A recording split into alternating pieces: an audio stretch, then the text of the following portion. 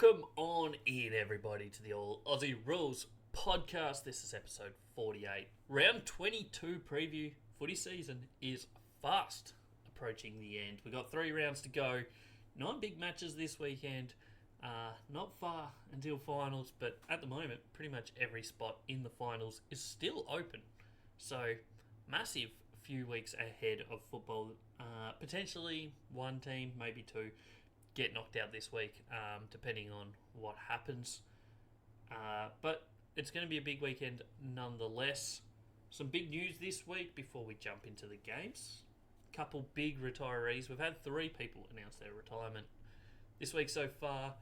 2 of them huge. The other one also a 200 and something game player. So Dusty Martin has called it quits on 302 or so games.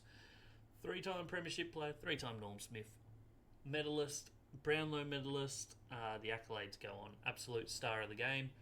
Another 3-time premiership player in Tom Hawkins also announced his retirement. He will be playing to the end of the season though. Obviously he's injured at the moment, but if he gets back, he is going to play out the season. He's a 3-time premiership player. Coleman medalist. Absolute legend of the Geelong Football Club.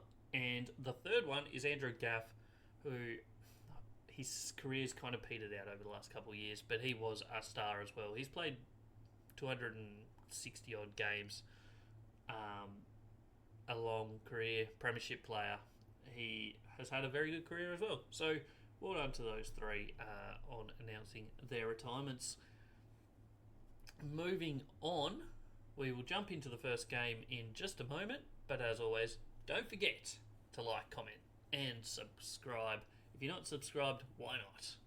We have podcast episodes twice every week going live on Mondays and Fridays on Spotify and YouTube. So subscribe wherever you prefer to listen to your podcasts. We're here all the time, so check us out.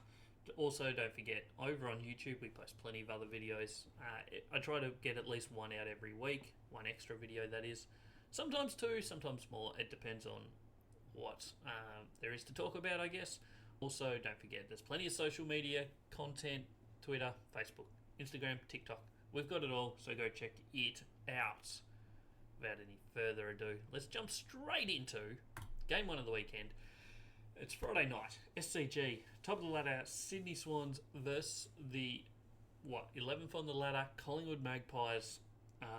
Massive game for both teams. Sydney just holding on to first. They've fallen apart over the last 6 weeks. They've lost 5 of their last 6.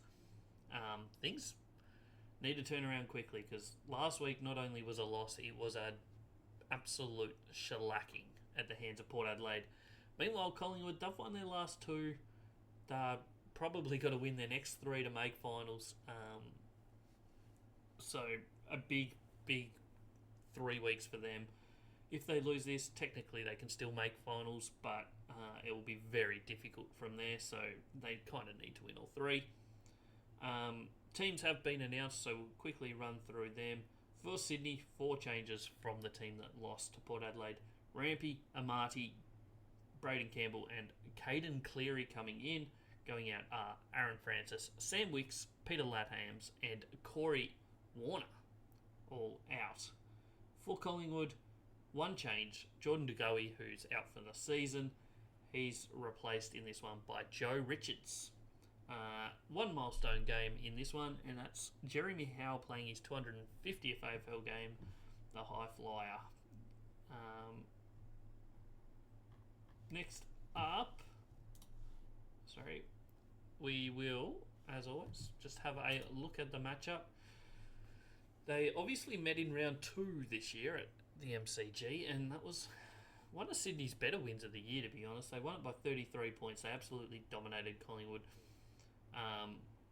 throughout most of the game. They were 6 goals up at 3/4 time. They were only 2 goals up at halftime, so they really turned it on in that second half. It was mainly done through turnover game, to be honest. Collingwood just turned it over a lot. The Sydney pressure was very high that day, and it overtook Collingwood in every facet.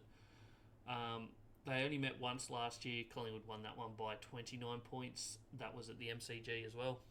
Last time they met at the SCG was the preliminary final of 2022. Obviously, Sydney won that going into the grand final. They only won it by a point. They looked in control most of the day. They were 4 goals up at half-time, 3 goals up at three-quarter time. But Collingwood came home with a wet sail, as they did a lot in 2022-2023, but couldn't quite get there. 4 of the last 5 games between these two teams, Sydney has won. So they definitely, over the last couple of years, have had the wood over Collingwood outside of their one meeting in round 8 last year. Look at the two teams. Form's not great for either of them. Sydney's is obviously worse. 1 out of their last 6 games they have won, whereas Collingwood have at least won their last 2, with a massive win last week against Carlton. Looking at the stats, obviously, Sydney of old, the first 15 weeks of Sydney, very high numbers. They were 1 offense and defense in the league. Now they've dropped to number 2 offense and number 4 defense. So they're certainly, the numbers are going the wrong way massively for them. They can still correct that. There's plenty of time. There's still 3 weeks. They're almost certainly not going to miss finals. So you'd think, look, there's a lot of work for them to do. They've got to correct the slide, but they're more than capable. They have a very talented list still, and I wouldn't be surprised to see them come out firing all cylinders this weekend. Collingwood rely heavily on their forward and defensive efficiency, which is an area that Sydney's also very good at. Sydney just tend to be a lot better at getting the ball into their own territory than Collingwood are. Collingwood struggle at the inside 50 territory battle.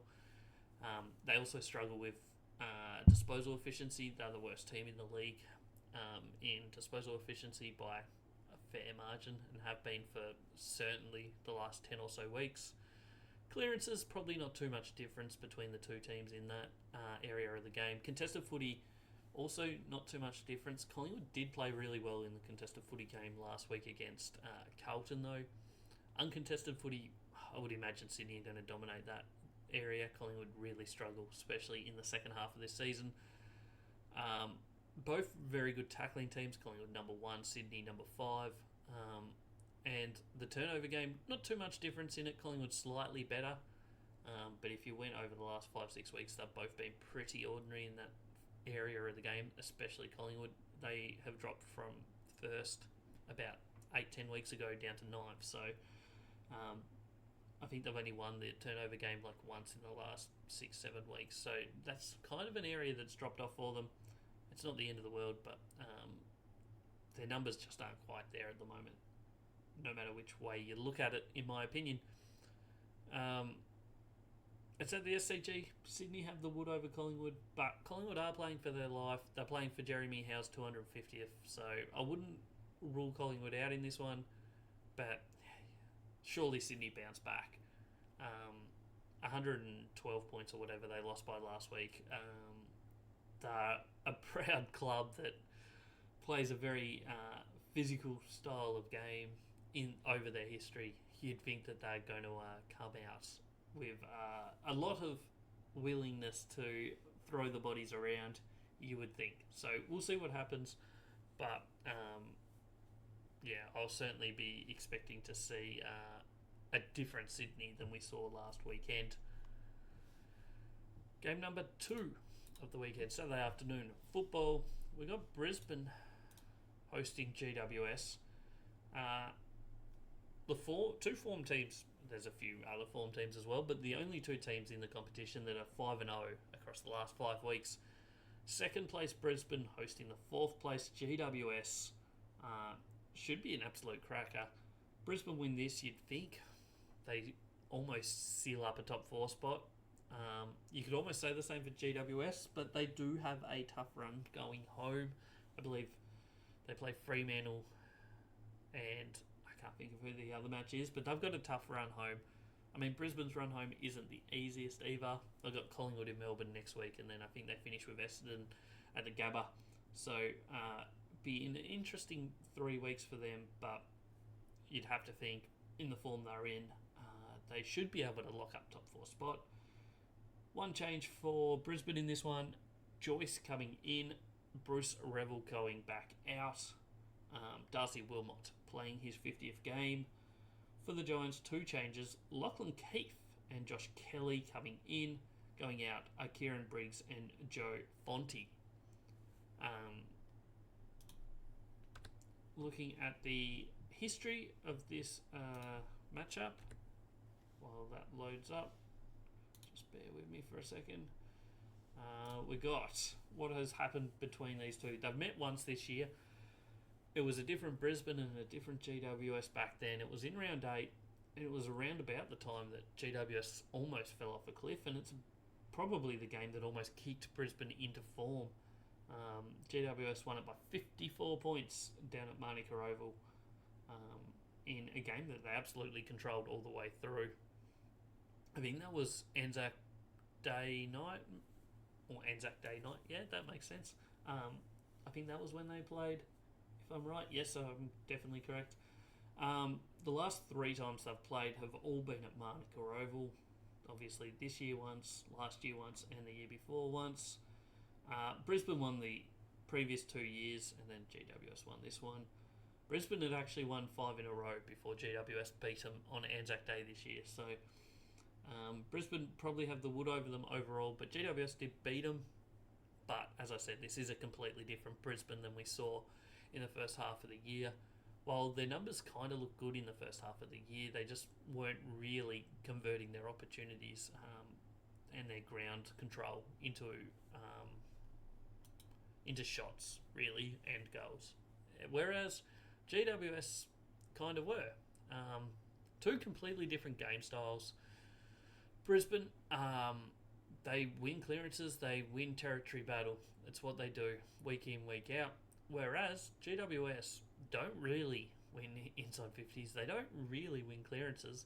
They don't even win the turnover game all that well. They do slightly end up ahead of the ledger, but they just rely on their efficiency both defensively and offensively.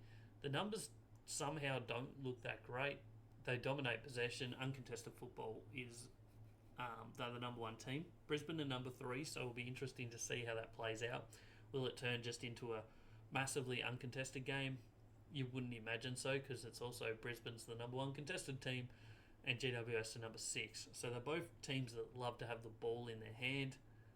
I think GWS are going to have to come into this with the idea to win clearances, because if you're giving Brisbane clearances and that territory battle, which they're really good at, they're going to be hard to stop. They're going to find it very difficult to find a way to get past Brisbane in this one. I will be tipping Brisbane myself. They're just flying at the moment. Absolutely flying. It's hard to see a world where they don't go really well in this one. Next up, also at the same time, down in Hobart at Blundstone Arena, we got North Melbourne v West Coast. 16 v 17, but both teams coming off a win, surprisingly enough. Be an interesting game, let's be honest. Not so much for context of the ladder or anything else. It will just be what it is, I guess. Still a chance that North Melbourne finish 16th on the ladder if they get the win here. We probably not the most watched game. I doubt there's too many people down in Hobart that are planning on going to watch this one.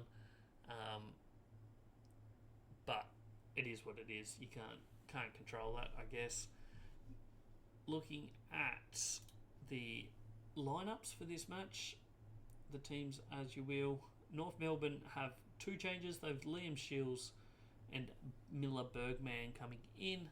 Going out are Dylan Stevens and Jaden Stevenson.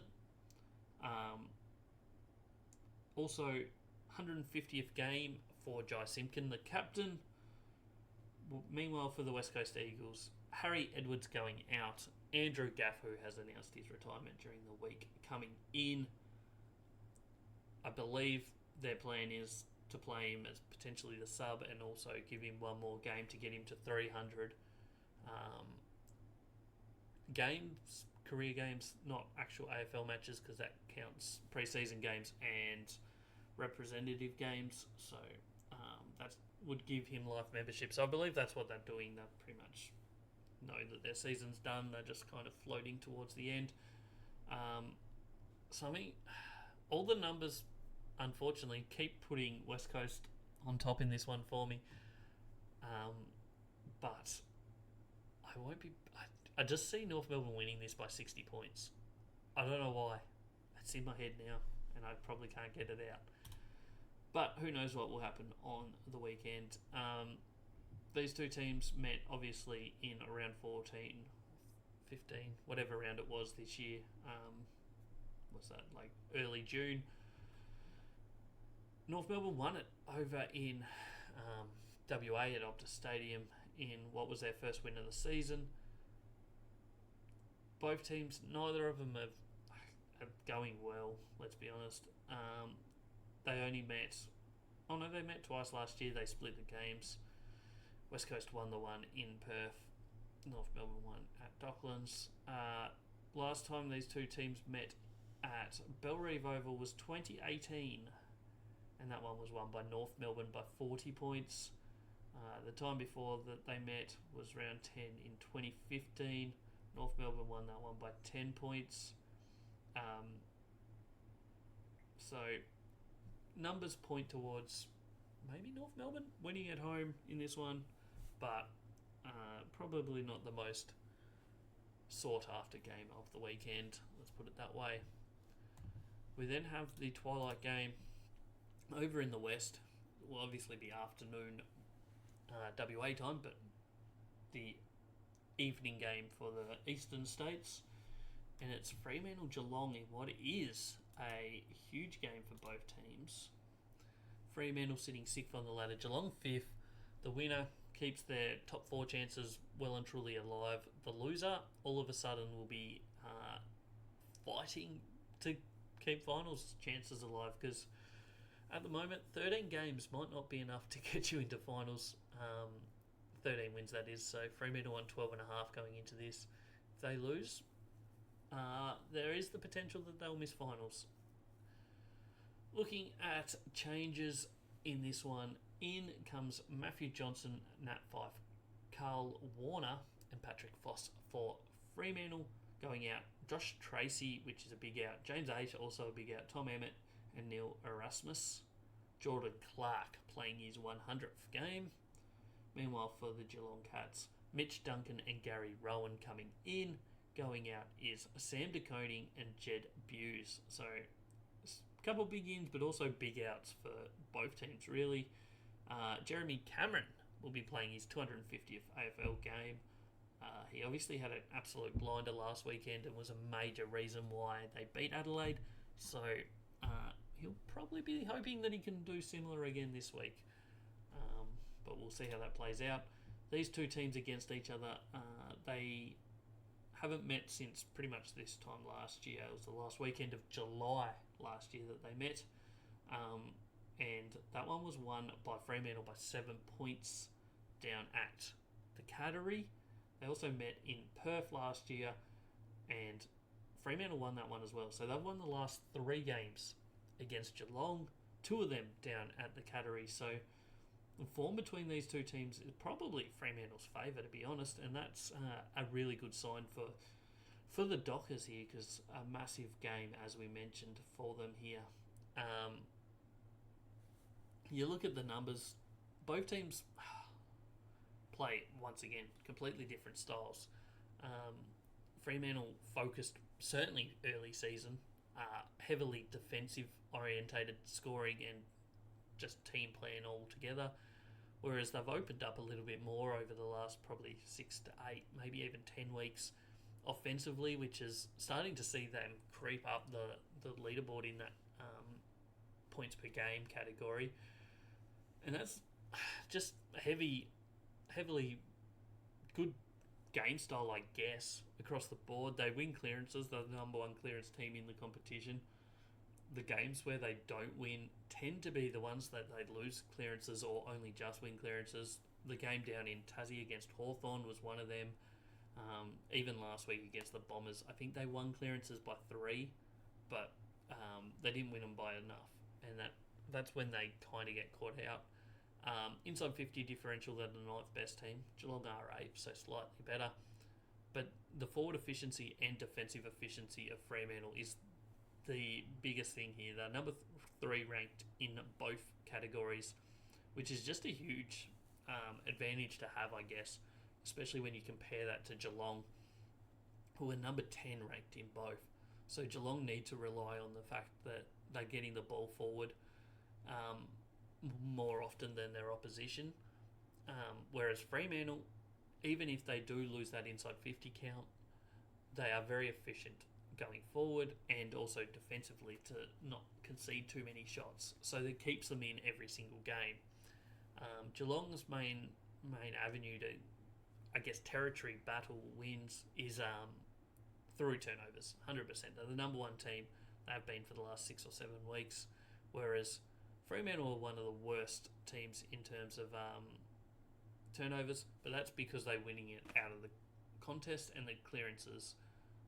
Hard to be dominant at clearances and the turnover game because obviously you're getting your hands on the ball first every time, or not every time, but more often than not. How this game plays out, I don't know. I think Fremantle come out and win it. I was a little bit disappointed with their 4th quarter effort last week against Essendon, up by 20-something points. They should have, I think it was 25 points. I think they should have got over the line in that one. They would have been sitting top 4 right now and potentially pushing for a top 2 spot. Now all of a sudden, their season, while not on the line, top 4 spots on the line here. They won't want to lose this if they want to get top 4. They probably need to win all 3 of them almost to get top 4. Certainly need to win 2. So there's still a chance of that. Same with Geelong. Not an easy game for Geelong. Probably not one that they put down as a really confident win early in the year. And it's probably got harder, but we'll see how they play. The Geelong numbers aren't that great. They're not that impressive when you look at it. Like, they're 15th in disposal efficiency, 13th in clearance differential, 17th in stoppage clearances, 13th in contested ball, 14th in uncontested ball, 11th in tackles, and as I said, 10th in forward and defensive efficiency. So their numbers aren't spectacular, but the thing that they have going for them is they're getting wins on the board. They're 13-7 for the season, and they've dropped a couple games that perhaps they shouldn't have. So yeah, it's hard to know exactly where Geelong are, but at the same time, if you make finals this year, you have every chance to walk away with a premiership. To be completely honest, the competition's very even. So that's that game. Onto the Saturday night football game, and this is, if not the most appetising game to watch of the season, it certainly could be the most interesting matchup of the weekend. We've got Essendon Gold Coast at Marvel Stadium. Saturday night, Essendon sitting 9th on the ladder. While not officially, if they lose this, will they be knocked out? You can almost write them off if they do lose this one. Because they follow this up with a game against Sydney and then Brisbane, so two of the top 2 teams at the moment they finished the year with. But it's hard to see Gold Coast winning. We'll jump into that in a minute. We'll just go through the teams first. Essendon first up. Ben Hobbs coming in for Xavier Dersmer out. And Harrison Jones is playing his 50th game. For the Gold Coast Suns, Jed Walter, Alex Davies, Jake Rogers, Connor Butterick coming in. Going out is Jack Lukosius, Malcolm Rosas, Braden Fiorini and Joel Jeffrey. So 4 changes for Gold Coast after their disappointing loss over in the West Coast last week. Looking at the history of these 2 teams, they have met already this year. It was up on the Gold Coast. So if you know anything about Gold Coast Suns in 2024, Gold Coast won it because it's a home game. Their record speaks for itself. They're 9-1 in home games. They're 0-10 in away games, and obviously they lost the game in Gather Round as well. So they're really struggling to win away. And to be honest, the Dons, the Bombers that is, have a very good record against Gold Coast. You take out the one matchup earlier this year, which Gold Coast only just got over the line by 11 points. The Bombers had won 7 of the previous 8, with the only other game being a draw back in COVID times, I believe. Yeah, 2020? Yeah, 2020 they had a draw. So, the history says Essendon should win this. Whether they do or not is a different story. Gold Coast don't win away. You couldn't tip a bit. It would be a cruel joke on Essendon, I reckon, if Gold Coast's one away win of the season was to pretty much ruin their chances at finals. I've seen nothing this year that would suggest that Gold Coast have any hope in this, but we'll wait and see. Bombers win this, all of a sudden finals is definitely a chance, because they host Sydney next week, who obviously we know are not having a great season. Or they're having a great season, sorry. Not having a good run of the last 6 weeks. So that's winnable. Brisbane in the last week will be tough, but 2 wins might be enough for them to get into finals. We'll see, depending on other results, of course. Where's this game going to be won and lost? Both teams really good at territory teams, so it'll be interesting to see how that plays out, because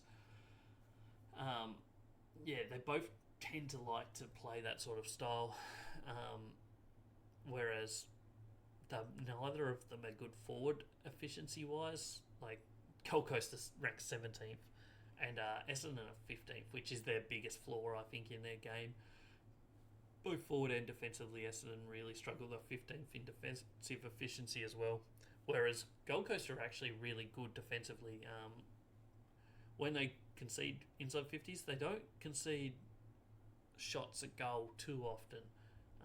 Number 2 ranked team in that area, so that will probably be a major thing here, whether Essendon can actually convert their game style into shots at goal, because that's been their biggest flaw for pretty much this whole season.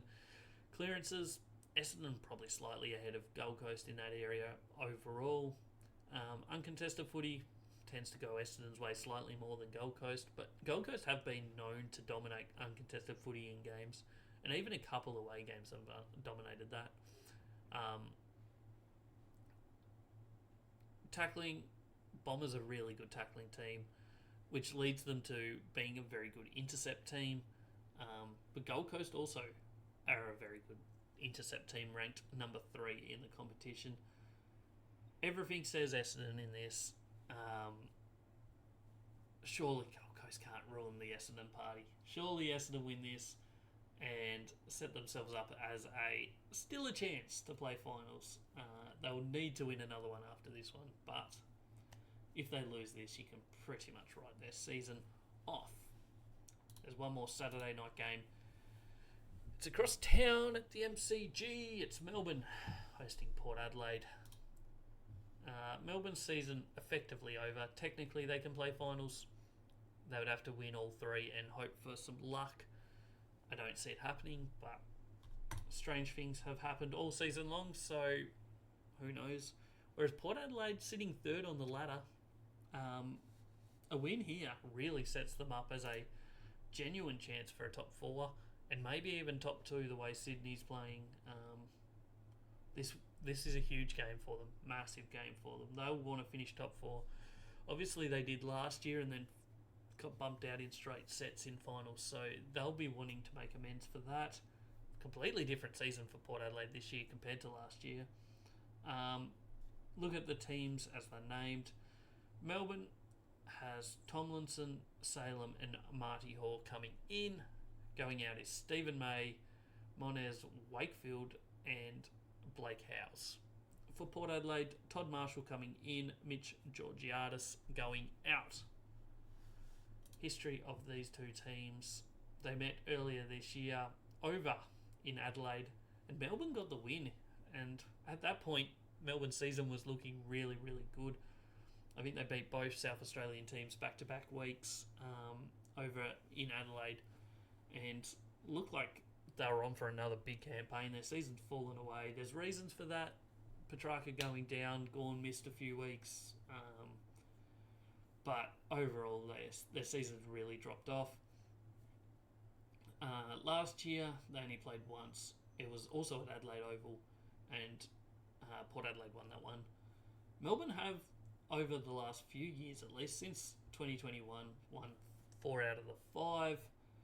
However, they haven't played at the MCG since 2019, in which Port Adelaide actually won that game by 26 points. They don't have a huge amount of games at the MCG. They tend to play a lot more at Adelaide Oval, or even back in the day, Football Park, than they do at the MCG. This is a huge game for the Power. Game in Melbourne. At the MCG, if they want to go all the way, they have to win at the MCG at some point. So this is a good little run for them. Off the top of my head, I don't think they've played a huge amount of games at the MCG. I know that they got smacked by Collingwood there. While I'm rambling, I'm just trying to find these stats for you while it's loading. Port Adelaide, where are we? So they played Richmond in round 2. They won that one by 30 points, but as we know, Richmond have not been great this year. They played Collingwood in round 6 and lost by 42 points after leading by almost 5 goals early in that one. And that's the only 2 games they've played at the MCG this year. So it's a really important game for them, I think. They get a win here. They really set themselves up. Where do they dominate games? Their numbers suggest that they should be a really, really good team and potentially have the ability to be the best team in the competition, in my opinion. They dominate field position. They're really good at clearances. They've got a really good midfield. And both their forward line and defensive 50 work is really good. They have multiple tools forward. They have also like midfielders that go forward and convert opportunities. Especially Jason Horne-Francis, when he goes forward, is really good. They're the number 1 forward efficiency team on the back of also dominating field position, sitting number 3 in that regard. So that just shows like that you should be really doing very well when your numbers. Defensive efficiency, they're also very good. They're number 4. That is the one area where Melbourne's very good at still this year. They're the number 1 defensive efficiency team, which is just as well because they give up a lot of inside 50s in matches. They would be looking a lot worse this year if it wasn't for the fact that their defence has held up pretty well. They lose Stephen May this week though, so it'll be interesting to see how that goes. I think Lever's probably the more important defender for them out of those 2, out of Lever and May, so it's not quite as big a loss as the one when they lost Lever a few weeks ago. But from what we've seen of Port Adelaide, especially last week, but over the last 6 weeks where they've won 5 out of their 6,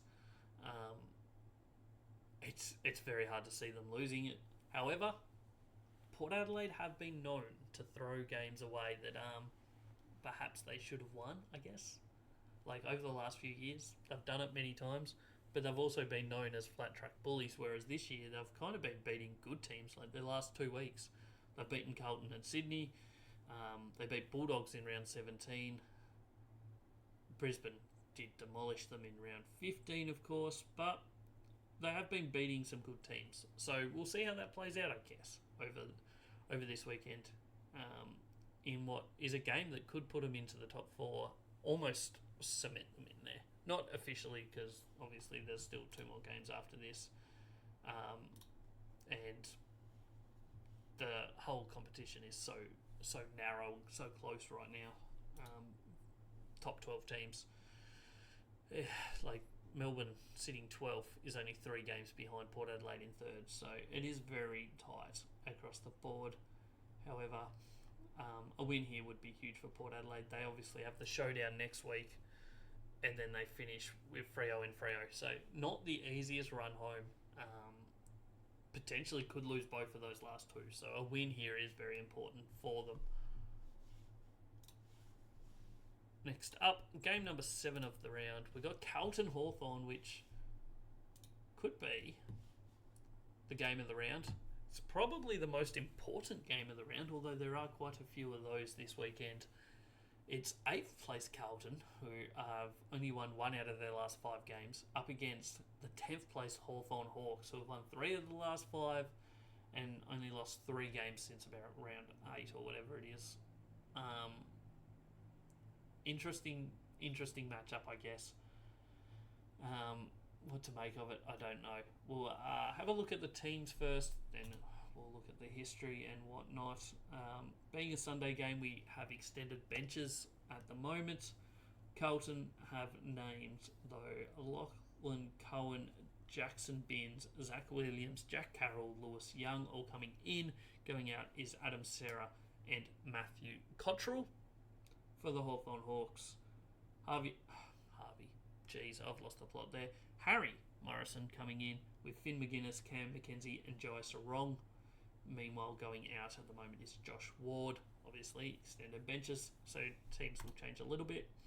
History of these two teams, they haven't met since round 16 last year, so that's, what, a year and a month ago, basically. 15, 16, no, not 15, 16 months, 13 months.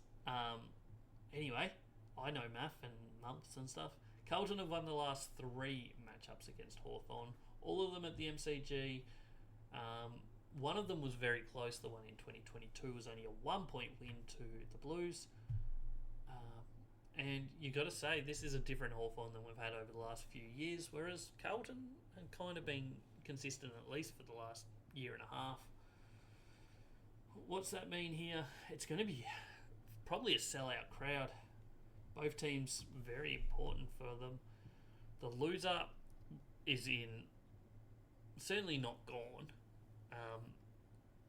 Especially Hawthorn. If Hawthorn win this, both teams will be 12 and 9, sorry.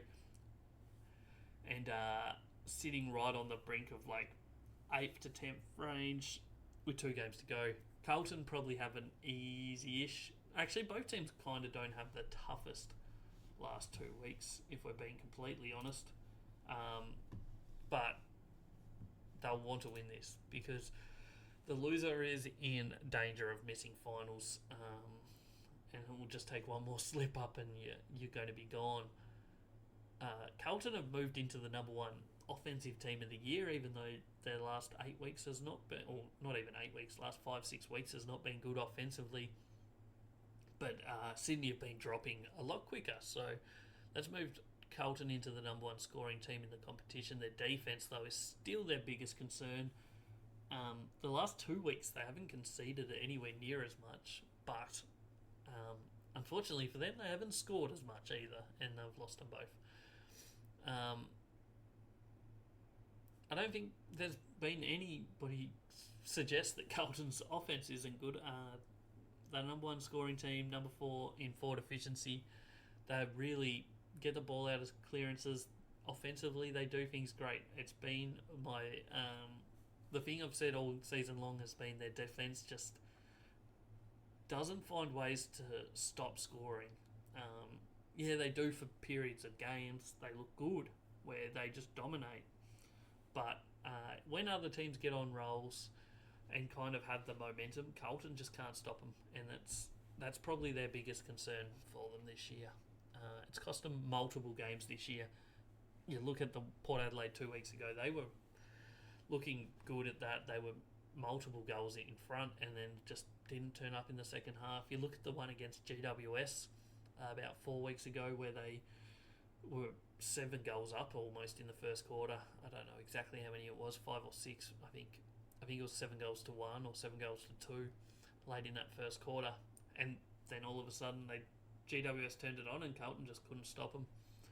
Meanwhile, Hawthorn have been a team that in this certainly last few weeks have been able to string a lot of goals together. So does that mean Hawthorn here are going to be a chance to knock them off? I Certainly think so. It's going to be an interesting game. You'd have to think Carlton are going to come out wanting to win this. They've had a really, really rough patch over the last 5-6 weeks. I think if they win it, it's going to be on the back of Paddy Cripps, who's the heart and soul of this club. They're going to be relying on him massively here. Charlie Curnow might kick 5 or 6, same with Harry Mackay. But it's going to be on the back of, I think, Paddy Cripps leading this team. Meanwhile, Hawthorn, they're young. They've come from nowhere. Nobody expected this. They lost their first 5 games, and all of a sudden, they're a genuine chance for finals. It's crazy what this season's delivered. And it'll be crazy to see this game on Sunday. It's a must-watch game, not just for Carlton Hawthorn supporters, for every supporter really. Has massive finals implications for multiple teams, and who would have thought that Carlton would be sitting in 8th going into this game, and Hawthorn would be right down there, breathing down their necks in 10th. It's crazy, but it's what we've got, and I think it's going to be a cracking game. Everything points towards it being an absolute cracker, so we'll see what happens here. But it looks like it's going to be good. Just an interesting stat about these two teams. For two teams that, Carlton haven't had much success over recent years, to be fair, but they have not met in a finals match since 1988 when they met in a semi-final. So that's a long time ago now. That's 36 years ago. Crazy times. Next up, game number 8 of the weekend, second last game, is Richmond St Kilda. This will be Sunday afternoon, 3:20 at Marvel Stadium. Richmond home game at Marvel. I know their fans won't be too happy about that, but it is what it is. They've obviously struggled recently. They're 0-5 in the last 5 weeks. They couldn't beat North Melbourne last week. Meanwhile, St Kilda's form has been a lot better until last week, where they got absolutely dismantled by the Brisbane Lions. A look at the teams, obviously extended benches. Richmond have Samson Ryan, Jacob Bauer, Noah Cumberland, Jacob Blight, Caleb Smith, Matthew Coulthard, and Thompson Dow coming in. Going out is Liam Baker, Steely Green, Tom Brown, and as we mentioned before, Dustin Martin, who has announced his retirement effective immediately. Tim Taranto will be playing his 150th game.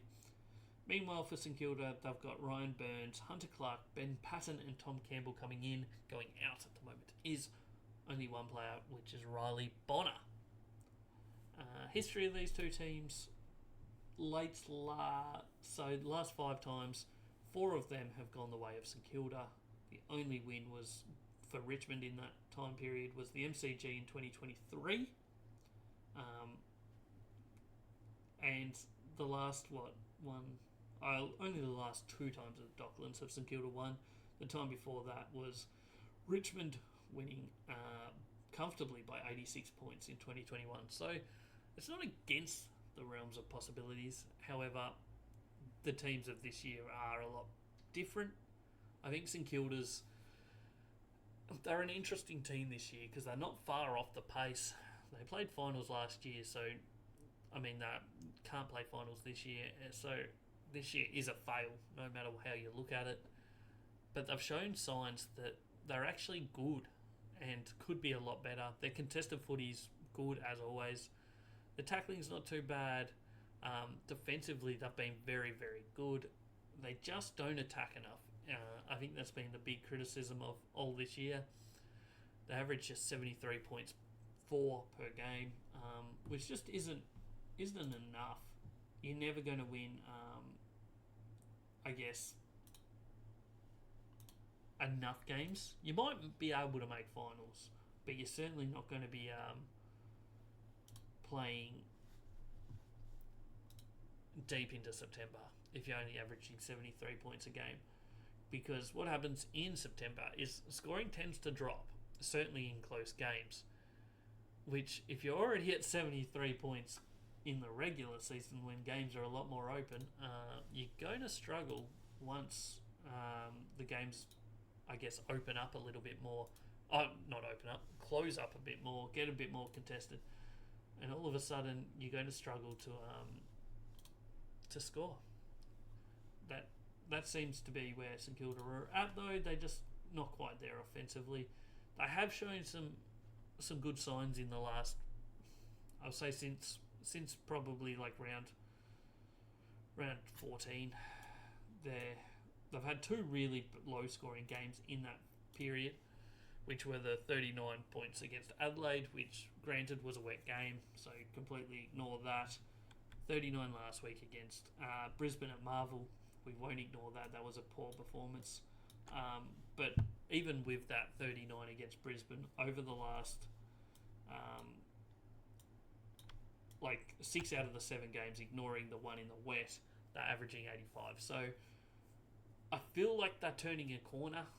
I hope for St Kilda's sake that Ross Lyon continues this going into next year, where they look a little bit more offensively. Like, stopping the opposition from scoring is all well and good, but if you're not scoring yourself, you're not going to win games. They'll probably come out here against Richmond, kick 130, win it by 80, and everyone will be like, yeah, that sums up St Kilda. I just don't see a world where Richmond win this. Their second half of the season hasn't been great. They showed a little bit of sign there through like rounds 10 to, I'll tell you exactly which rounds. So after they got smacked by Brisbane at the Gabba, round 11 through to like maybe round 18, they showed a little bit. Even I guess 2 weeks ago they were okay against Collingwood, but they've just been undermanned all year, chasing their tails kind of. So it's not been great for them, and it's hard to see a world where they beat St Kilda this week at Marvel Stadium. One final game of the round. It's Adelaide hosting the Bulldogs. Adelaide's season's done, obviously, but the Bulldogs have everything to play for. Sitting 7th on the ladder, and if they win this, then top 4's a real possibility. If they can get through 3 wins from the last 3 games, they almost likely will finish top 4. If they drop a couple, though, that changes everything for them, because they're not cemented into the finals yet, but they certainly should be the way they're playing. They're certainly one of the better teams in the AFL right now. Extended benches for both teams at the moment, but coming in, big in for Adelaide, Isaac Rankin, as well as Braden Cook, Chris Burgess and James Bolle. Going out is Billy Dowling. Darcy Fogarty playing his 100th game. For the Bulldogs, no outs as yet, but coming into the extended bench is Oscar Baker, Joel Freyer and Riley Sanders.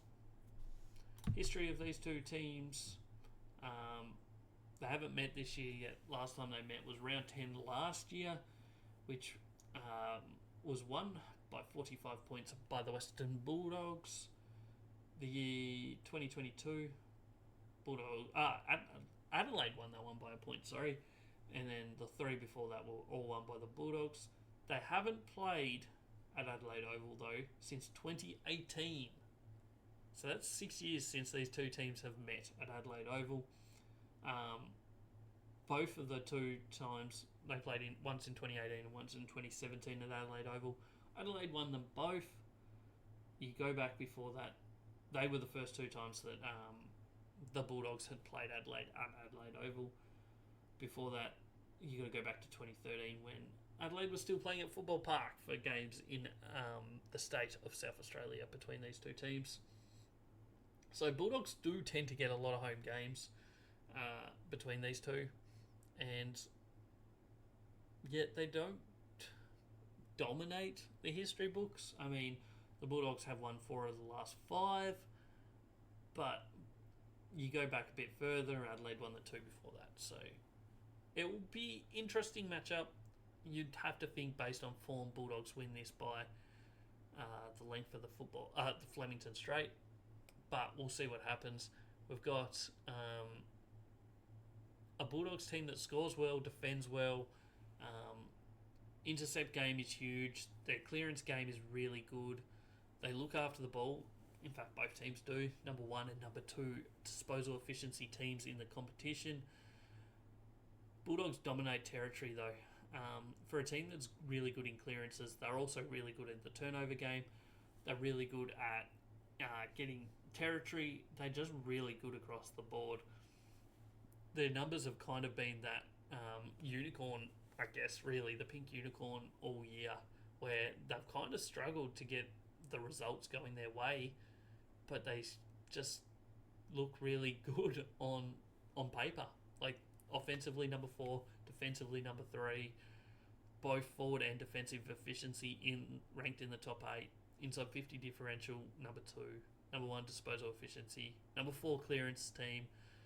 Number 7, contested footy team. Number 2, uncontested footy team. Like, every single number is really, really good, but they just weren't converting it enough into wins. Whereas over the last month, last 5 weeks, last 6 weeks, maybe a bit longer, it's been a completely different story for them. Like, the numbers have continued to be just as good.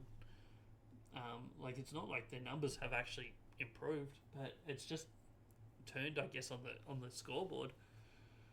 They've only lost 1 game since the bye out of their 6. They won the game just before the bye as well against Fremantle. So everything's looking good. Their last 4 weeks, they've beaten Carlton, Geelong, Sydney, Melbourne. 3 of those are going to be finals teams you'd expect. 4 of them were in contention of finals up until the last week or so. So everything says the Bulldogs should be winning this.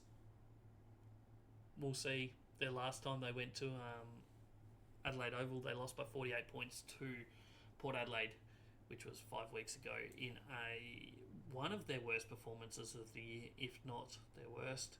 However, they went to Adelaide Oval earlier this year for gather round and were really competitive against Geelong and only lost by 4 points. So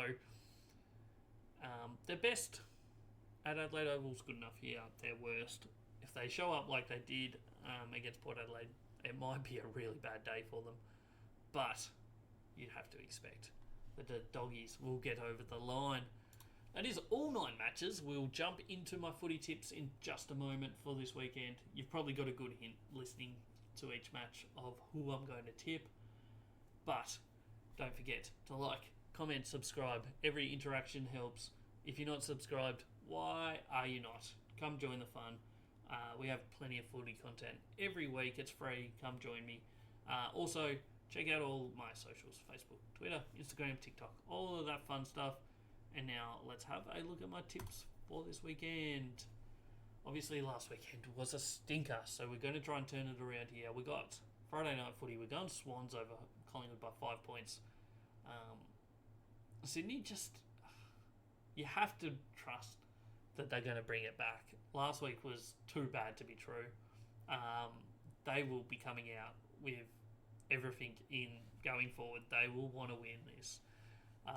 So we've gone them. Brisbane to beat GWS. I think Brisbane are just going too well to tip against at the moment. I've tipped West Coast. I'm not happy about it. In my actual tipping, in my tipping competitions, I might go North Melbourne maybe, but the numbers said West Coast, so we're sticking with West Coast. Fremantle to beat Geelong. Essendon can't lose to Gold Coast.